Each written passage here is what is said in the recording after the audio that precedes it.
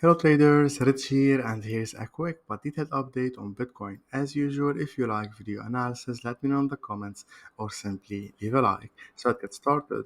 As you already know, Bitcoin has been overall bullish, trading inside the rising broadening wedge in orange, and we are currently in a correction phase just like previously here and here as well.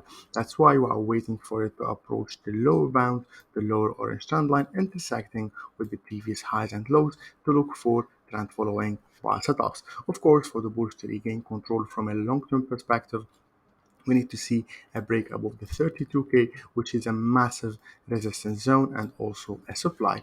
Anyway, for now, from a shorter term perspective, if you zoom into H1 time frame, we know that Bitcoin has been trading inside this falling wedge as we are in a correction movement. As we approach the lower bound, it would be a massive zone to look for while stops from a short-term perspective because it's the intersection of the lower bound of this latest range, demand zone, lower trend line in orange of this falling broadening wedge, and also the lower bound of this falling trend that the price has been trading inside lately. So the first rule in my trading or condition in my trading plan would be to look for short-term buy stops here to be confirmed by breaking above the channel.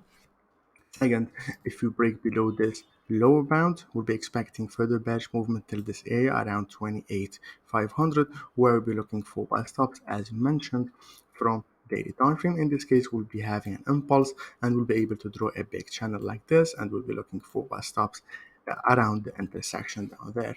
Meanwhile, from a shorter term perspective, for the bulls to regain control, we need to see a break above this zone, which would be a break above the previous major lows and the upper trend line. In this case, we'll be expecting further bullish movement till here. If broken upward, expect a bullish movement till this supply zone. So if you want, long story short, as we approach this, look for short-term buy stops to be confirmed by a break above this.